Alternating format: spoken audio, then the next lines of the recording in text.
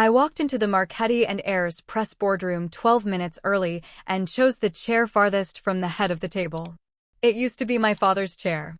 Now it belonged to my uncle Vincenzo, who didn't even glance up when I came in.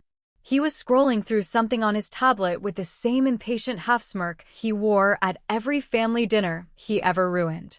To him, I was still the daughter who'd thrown a tantrum and walked out of a perfectly respectable career 4 years ago. The difficult girl, the dreamer, the one who'd squandered her surname. He had no idea what I'd built since.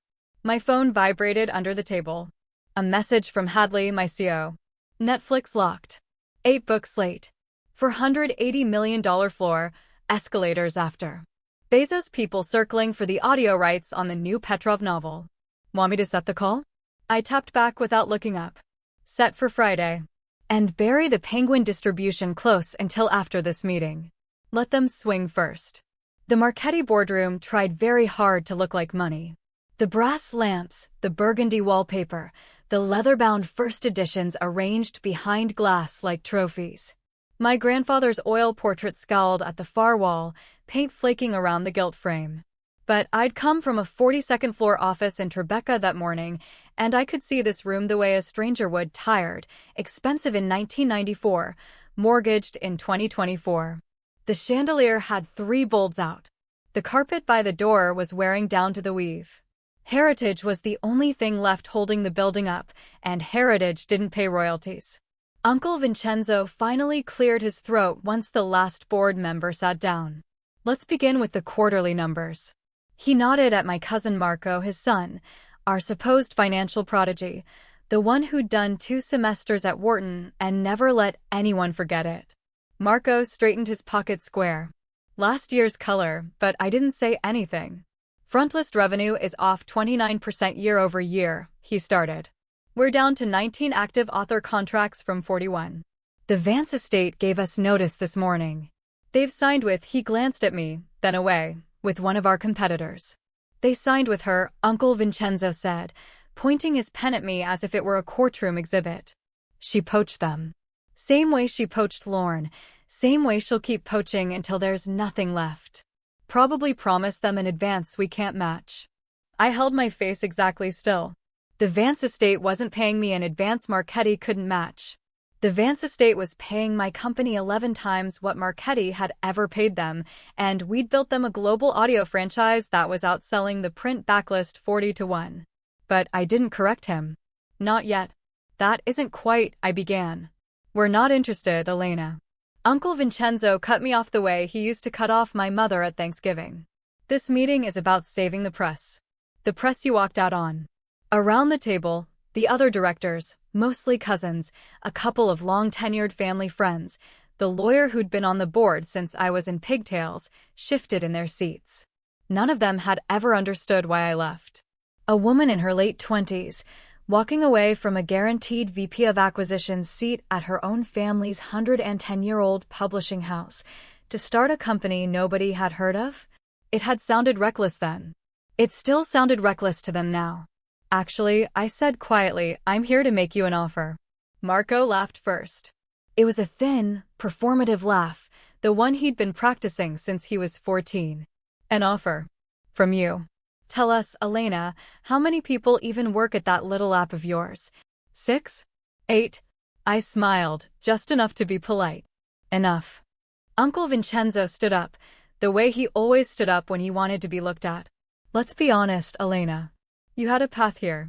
Senior partner before 35. A seat with your name on it. Instead, you ran off to play startup founder with a podcast app, and now, for years later, while the rest of us are bleeding to keep your grandfather's company alive, you want to give us, what? Advice? I want to make you whole, I said. Whole. He let the word roll. The only thing that would make us whole is the Vance estate. And you've made sure that's never coming back. I opened my laptop. Would you like to see who I actually do business with? Why, he said. So we can admire a list of indie audiobooks and self-help newsletters? Vincenzo. That was my Aunt Teresa, gentler, from halfway down the table. Maybe we should listen to her. No. He waved her off without looking. We are done indulging her, Teresa. Elena. Let me make this simple. You still own 4% of the press because my brother was sentimental. 4%. That doesn't entitle you to strategy. It entitles you to a Christmas card. Either sell us back your shares or sit there quietly while the adults work. My company is called Lumen Story Group, I said, and plugged the cable into the projector. You've never looked it up. I checked. Why on earth would we? The screen behind him lit up. My client dashboard. Live contracts, live revenue, live audience. Netflix.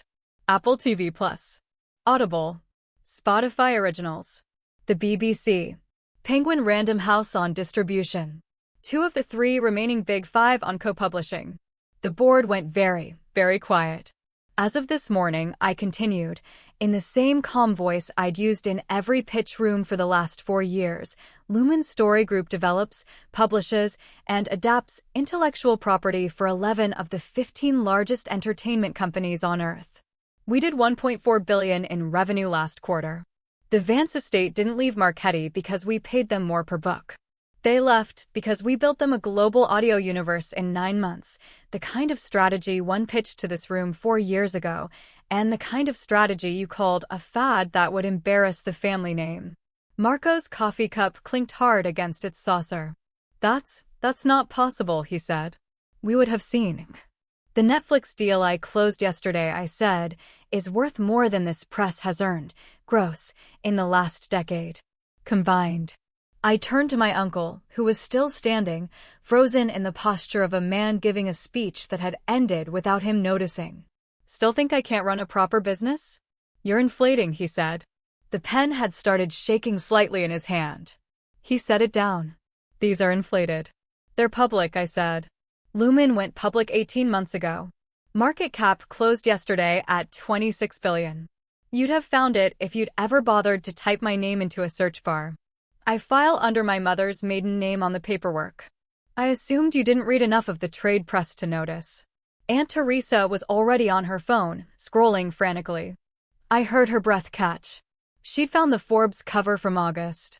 The one where I was standing in front of a wall of audiobook waveforms in a charcoal suit, looking at the camera like someone who'd stopped explaining herself to anyone. Now, I said, looking back at Uncle Vincenzo. About saving the family business. I do have a proposition. But first, I gave him a small, unhurried smile. I'd like you to reconsider, on the record, your earlier opinion of my competence. The boardroom was so quiet I could hear the radiator tick. Outside the window, on the avenue 40 floors below, my driver waited beside the car I'd taken specifically for this meeting. Some kinds of success have to be visible before people can believe them. My phone buzzed again. Penguin Distribution close ready. Press release on standby. $1.6 billion over 5 years. Approve? I typed back without looking up. Hold 90 minutes. Family in progress. Let them stew. I looked up again. Uncle Vincenzo had finally sat down. He looked, for the first time in my entire life, smaller than the chair. Shall we discuss the proposition? I said. Or would you like to question my competence a little longer first? The clock on the wall, my grandfather's clock, the brass one with the chipped Roman numerals, ticked through another long second. They thought losing the Vance estate had been the worst news of the quarter. They had no idea what was coming next. I opened a second file on my laptop and watched their faces try and fail to keep up with the new shape of their lives. Sometimes the best revenge isn't proving people wrong.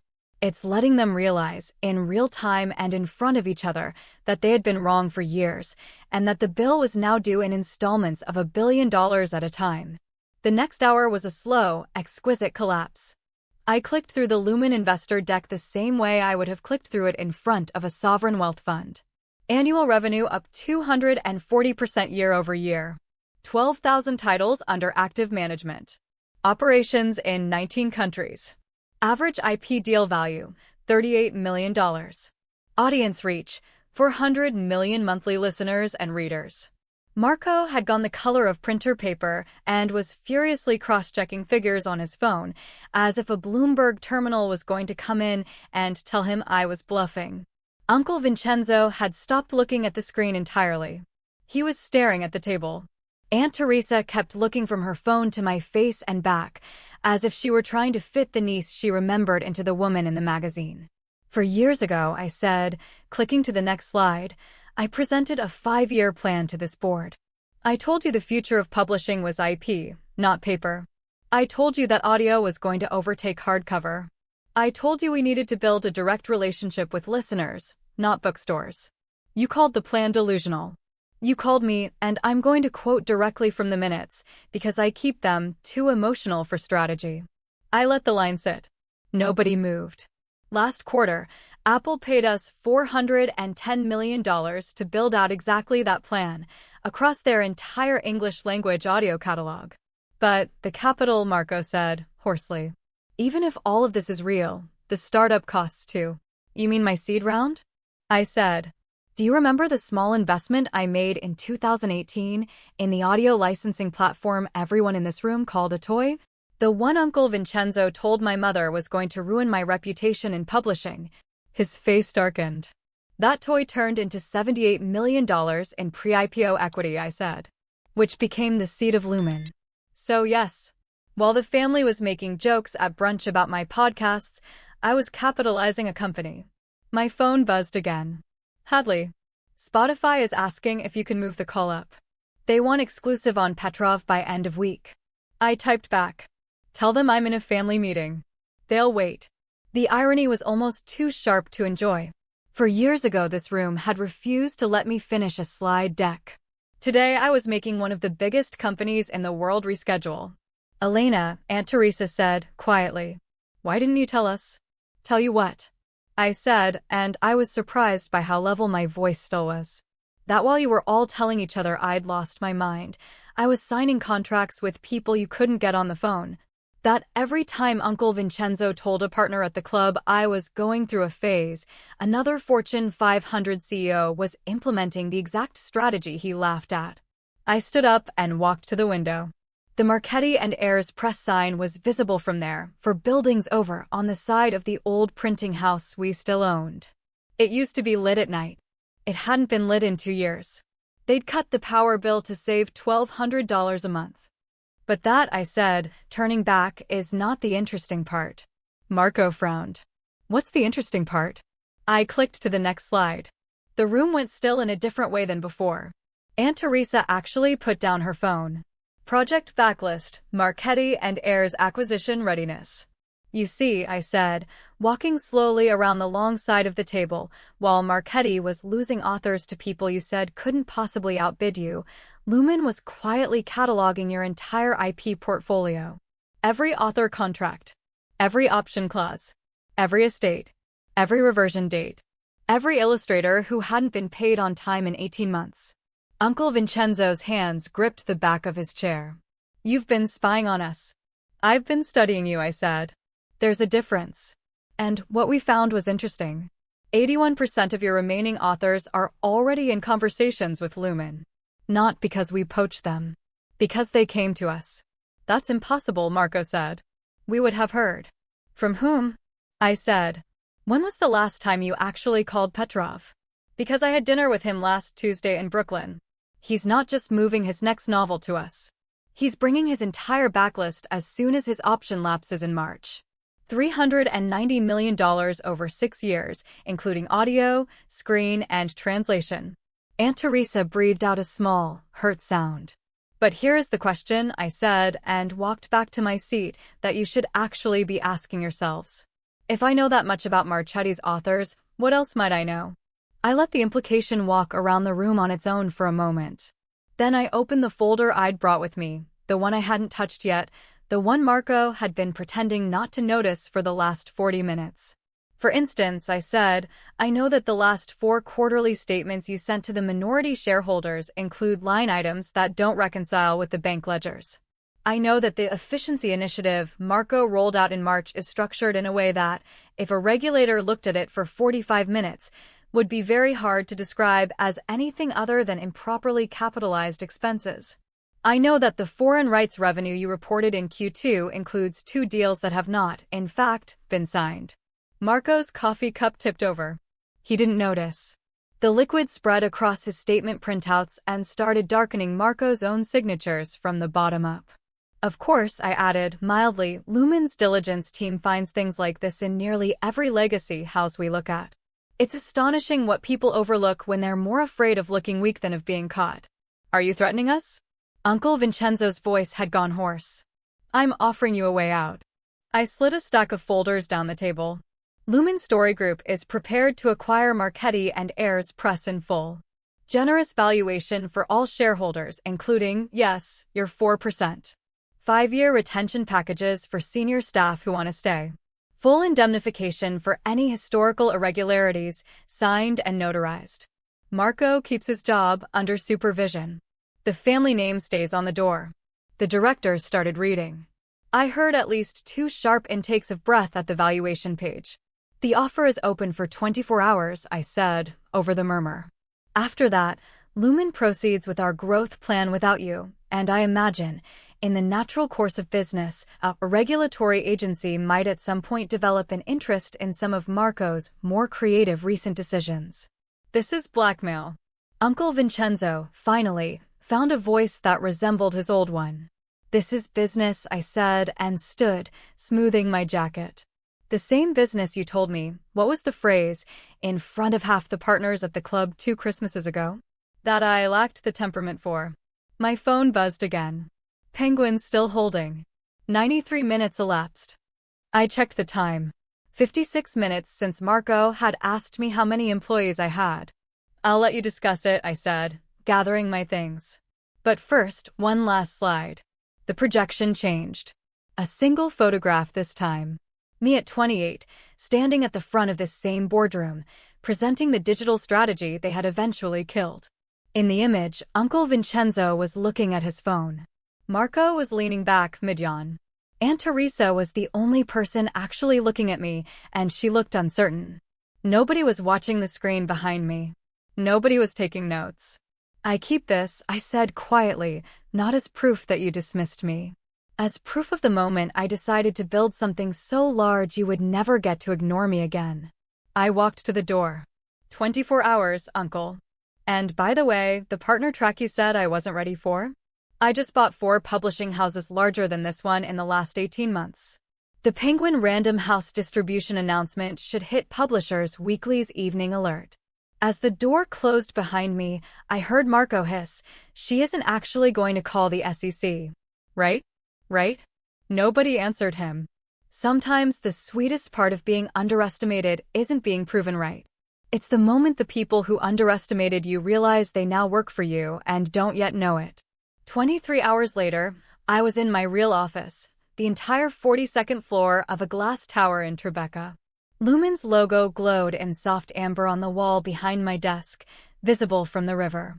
New York spread out under the windows in slow grids of light. It was a city in which, on paper, I now controlled more pieces of intellectual property than any private individual in publishing history. Hadley stood by the window, scrolling through alerts. Penguin announcement landed at 6. Stock is up 9%. 12 of the last 17 Marchetti authors have called us this morning. They all want the same thing. They want to know if their reversion clauses transfer cleanly to us. How long until the deadline? I asked, though I already knew. 41 minutes. Your uncle has been in the lobby for 90. Of course he had. I pulled up the lobby feed. Uncle Vincenzo was pacing in a slow, agitated half-circle by the reception desk, his coat folded over his arm, the morning's Wall Street Journal under his elbow. I could see the headline from the camera angle. The Quiet Queen of Publishing, How Elena Marchetti Built a $26 billion empire, while her family looked the other way. Send him up, I said. And Hadley released the Spotify exclusive on Petrov at the top of the hour. Let's see how my uncle takes the news that we now own the audio rights to the author Marchetti has been trying, and failing, to renew for 2 years. The double doors opened a minute later. Uncle Vincenzo stepped through and stopped, the way people always stop when they first see the view. My office, by design, made the Marchetti boardroom look like a small-town accountant's office. 3 real Rothkos. A wall of live screens. A long, low table where, if he'd been a different kind of guest, I would have offered him espresso. The board, he started, trying to find the voice of his old self, has concerns. I'm sure, I said, and gestured to a chair without standing up. Unfortunately, I glanced at my watch, 36 minutes to get past them. Elena. Please. This is family. Family. I let the word sit. Like when it was family that decided my 5-year strategy was a bit much for a girl your age. Or when it was family that told the partners at the club not to take meetings with me because I was, and I'm sorry to keep quoting, but the line really did stay with me, going through a phase. He shifted in his chair.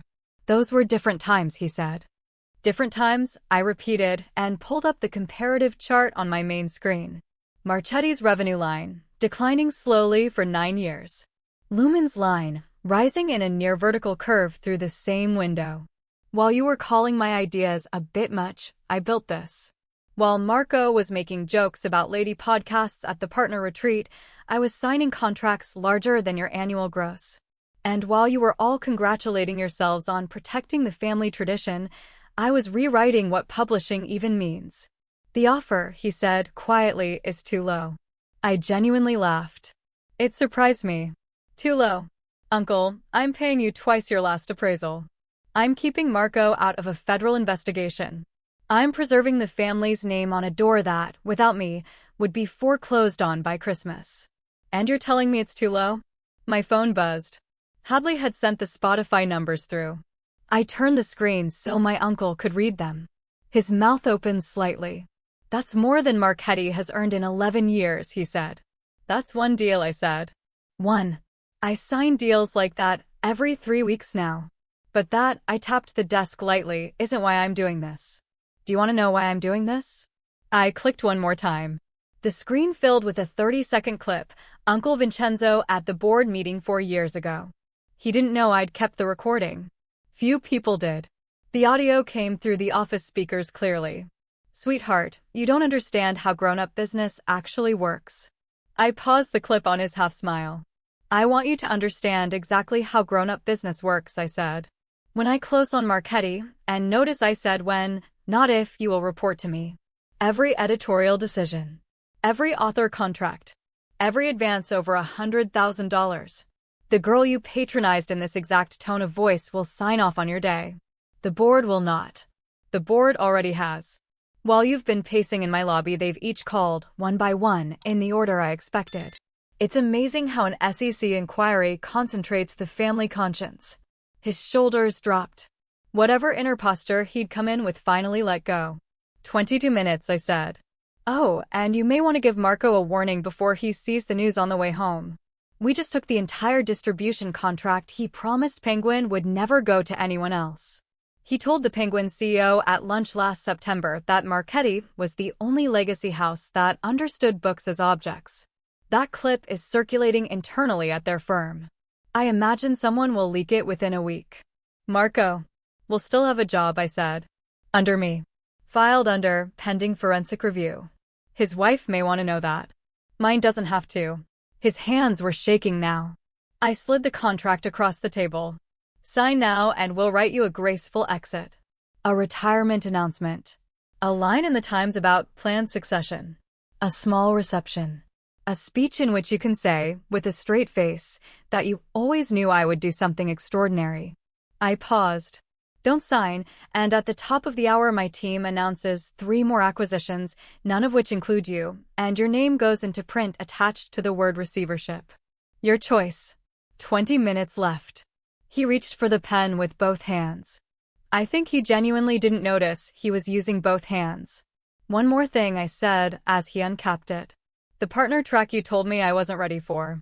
In the last year and a half I've bought 6 houses, 2 distribution networks, and a film studio in Burbank. Every single one of them saw my value before I owned them. The pen moved across the paper. With each signature, for years of being told to wait my turn, to soften my voice, to be reasonable, to be a good niece, were slowly and quietly translated into a single legal document. When he finished, he set the pen down with the deliberate care of someone who had just signed something he did not fully understand. Done, he said.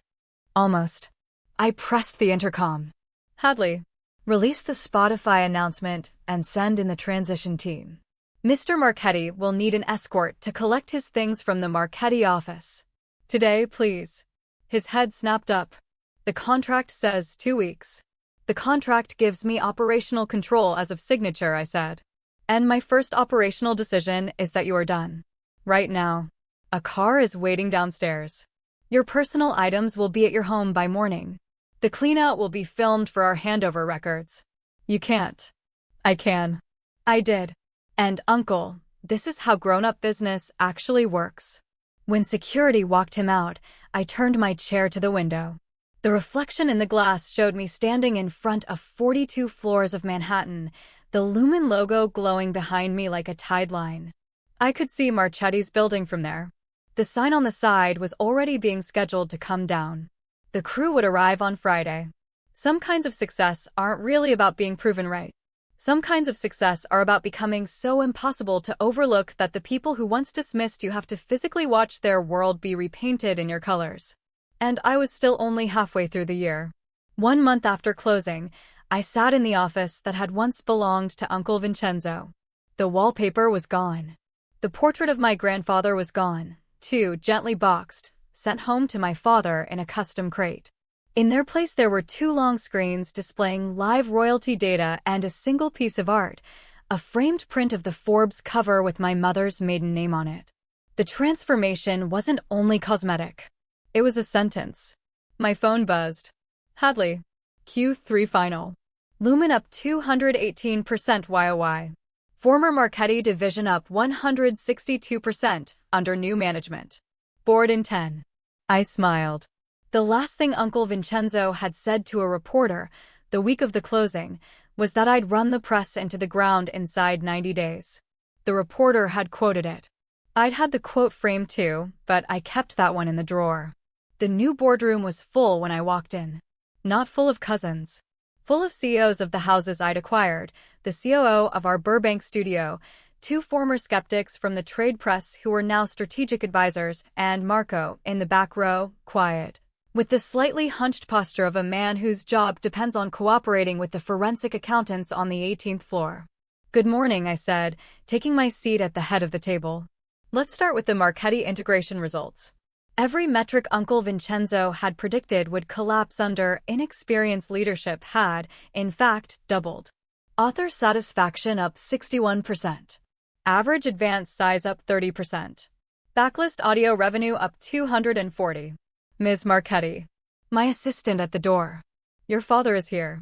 My father, the former CEO, who had stepped down 4 years ago and quietly handed the keys to his brother instead of to me, because Elena isn't ready yet. I hadn't seen him in 14 months. Send him in, I said. He walked in slowly. He took in the screens, the new art, the long line of younger faces around the table, the absence of his own father's portrait. Whatever speech he'd prepared on the elevator visibly faltered. The place looks different, he said. Different is up 162%, I said. Different sign Netflix. Different sign Spotify. Different is profitable for the first time since 2017. He shifted from foot to foot. Your mother says you stopped coming to Sunday dinners. Running 3 companies and an estate fund takes time, I said. Unlike watching one company die slowly out of pride. Elena. Dad. Why are you here? He pulled a folder out of his coat. It was old, the corner softened from years of being filed and unfiled. He set it on the table between us. I recognized it before he said anything. My 5-year plan from 4 years ago. The one they killed. The one they'd told me not to bring up again. I found this in my study last week, he said. I read it cover to cover. Every prediction. Every trend. Every number. You were right about all of it. I know. And now, he gestured at the screens, now you've built something I genuinely don't think any of us would have known how to build. That, I said, was the problem, Dad. None of you imagined I could. My phone buzzed. Hadley. Fortune wants you for the December cover. Theme. The quiet acquisitions reshaping American media. Your uncle, my father said carefully. He isn't doing well. The Inquiry. His name. The club. I imagine you could stop the Inquiry. I could, I said. Just as he could have supported my plan instead of laughing at it. Choices have consequences. He taught me that one personally. The board was filing in. A couple of them did double takes at seeing my father in the room, diminished, hands in his pockets, somehow smaller than the office he'd ruled for 30 years. "The family is struggling, Elena," he said, lower. Marco's wife filed. "Teresa hasn't left the apartment in 2 weeks. The club."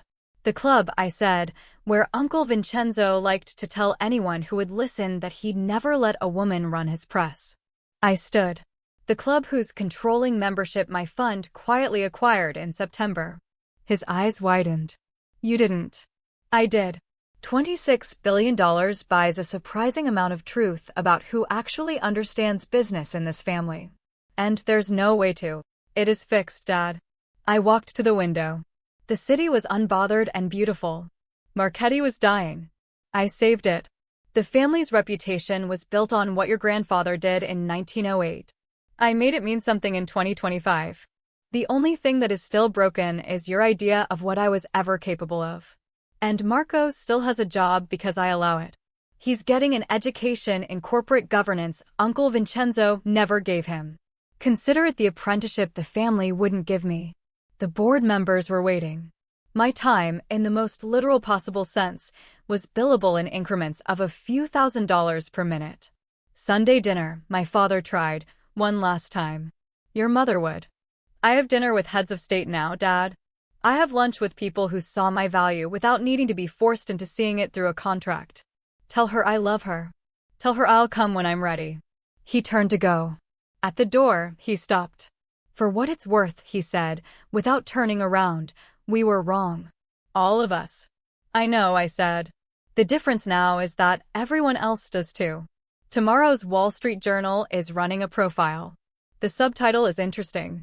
"Elena Marchetti, the heir her family never saw." He left. Hadley slipped in behind him, holding a tablet. "The integration came in 43% over projection," she said quietly. "And Netflix wants to double the slate." I took my seat at the head of the table. I looked at the men and women who, a year ago, would not have returned my calls and were now leaning forward to catch every word. "One more thing," Hadley added, almost smiling. "The club's board voted unanimously last night. They want to make you president. Apparently the previous president, who I believe is your uncle's oldest friend, resigned. Something about, and I quote, unspecified financial irregularities." I allowed myself a small smile. "Schedule the vote for a Thursday," I said. That used to be his golf day. Then I turned to the board, and the meeting began, and I watched a room full of powerful people, many of them the same kind of men who had once told me to wait my turn, listen to me the way the family had refused to. Every strategy one laid out. Every vision I sketched. Every quiet decision that, between now and Christmas, would reshape an industry that had once not even bothered to look at me when I stood at the front of the room. Outside, the city kept moving. Inside, finally, so did I.